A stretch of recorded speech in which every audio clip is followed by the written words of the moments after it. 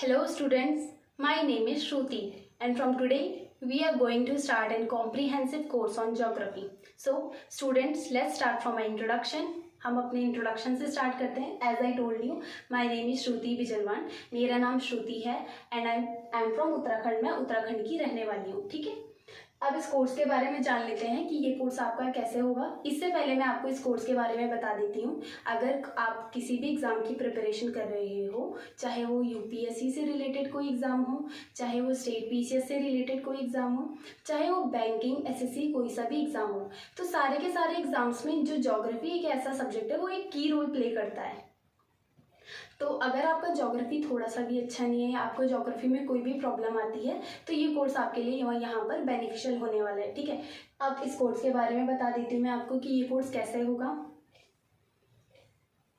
ये कोर्स होगा आपका एडवांस एक्सप्लेनेशन फ्रॉम बेसिक. ठीक है, मैं आपको यहाँ पर बेसिक टू एडवांस लेवल की प्रिपरेशन कराऊंगी ज्योग्राफी में. ठीक है, कि आपका पहले बेसिक क्लियर कराऊंगी. अगर आपको ज्योग्राफी थोड़ी सी भी नहीं आती फिर हम धीरे धीरे करके step by step advance level पर पहुंचेंगे. ठीक है, in English as well as in Hindi. काफ़ी स्टूडेंट ऐसे रहते हैं जिनके मन में डाउट रहता है कि ये कोर्स कैसा होगा. ठीक है, ये कोर्स होगा आपका बाइलिंगुअल. मैं आपको इंग्लिश में भी बताऊंगी और हिंदी में भी बताऊंगी. मैं लिखूंगी इंग्लिश में और आपके सामने बोलूंगी हिंदी में. ठीक है, तो जिन लोगों को इंग्लिश या हिंदी की प्रॉब्लम होगी उनकी भी प्रॉब्लम यहाँ पर सॉल्व हो जाएगी.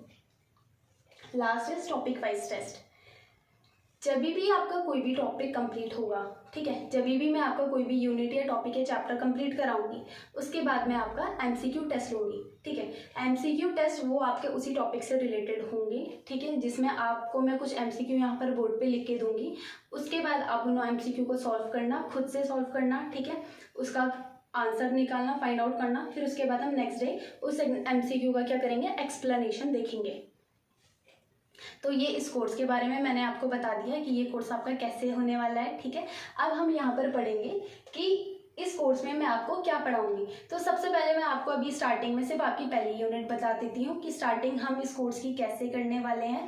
तो ये कोर्स में हम सबसे पहले अर्थ से स्टार्ट करेंगे. स्टूडेंट्स, क्या होता है, तो जो ज्योग्राफी होता है पूरा का पूरा, ठीक है, हमें बेसिक लेवल के बेसिक से स्टार्ट करना है. तो ज्योग्राफी में पढ़ने से पहले हम ज्योग्राफी को पूरी पढ़ने से पहले हम क्या करेंगे, हम अपनी अर्थ के बारे में पढ़ेंगे. ठीक है, क्योंकि पूरी की पूरी ज्योग्राफी होती है वो हमारी अर्थ से स्टार्ट होती है.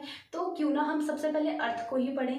और जब हम अर्थ के बारे में जान लेंगे तो हम ज्योग्राफी में भी थोड़ा बहुत कुछ जान लेंगे. धीरे धीरे स्टेप बाय स्टेप बढ़ेंगे ना. तो सबसे पहले हम अपनी अर्थ को जानेंगे. ठीक है, कि हमारी अर्थ कैसे बनी.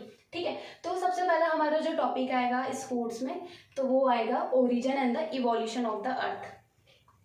कि जो हमारी अर्थ है वो ओरिजिनेट कैसे हुई, वो कैसे इवॉल्व हुई, हम इस टॉपिक में ये पढ़ेंगे. ठीक है, फिर origin of the evolution of the earth के टॉपिक से रिलेटेड कुछ थ्योरीज होगी. ठीक है, कुछ थ्योरीज ऐसी होगी, जब अर्थ ओरिजिनेट हुई, इवॉल्व हुई, तो क्या होगा, कुछ ऐसे फिलोसफर्स आए जिन्होंने थ्योरीज दी. ठीक है, जो स्टार्टिंग के फिलोसफर्स थे उनको बोला गया, उनकी थ्योरीज को बोला गया अर्ली थ्योरीज बोला गया. ठीक है, क्योंकि उन्होंने स्टार्टिंग लेवल में वो थ्योरीज दी थी. उन्होंने सोचना स्टार्ट किया था. जब भी कोई चीज़ बनती है, किसी चीज़ की स्टार्टिंग होती है, तो जो सबसे पहले क्वेश्चन आता है वो अर्ली फेज में आता है. ठीक है, ये सबसे पहले आता है. फिर धीरे धीरे धीरे धीरे धीरे करके मॉडर्न चला जाता है.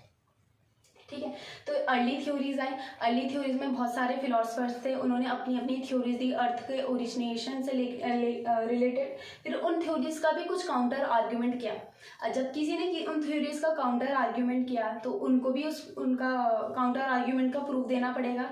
तो उन्होंने क्या करी, अपनी थ्योरीज दी. उन थ्योरीज को बोला गया मॉडर्न थ्योरीज.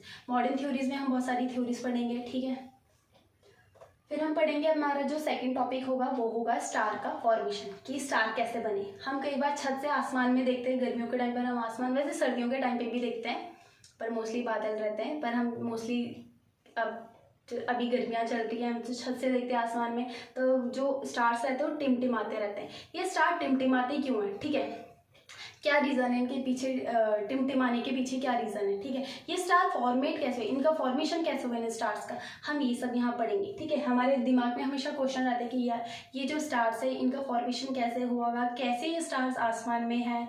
ठीक है, ऐसे ऐसे क्वेश्चन आते हैं हमारे दिमाग में, तो हम यहाँ पर ये भी पढ़ेंगे. फिर उसके बाद आता है प्लैनेट का फॉर्मेशन.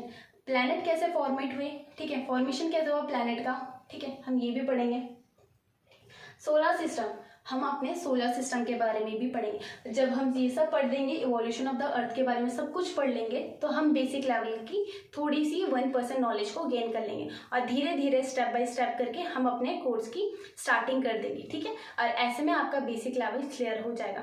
होप, मुझे ये लगता है कि आपको ये कोर्स मेरा बहुत ज़्यादा अच्छा लगेगा, ठीक है। अगर आपको किसी भी तरीके का डाउट हो तो आप मुझे कमेंट सेक्शन में बता सकते हैं, ठीक है। Thank you so much.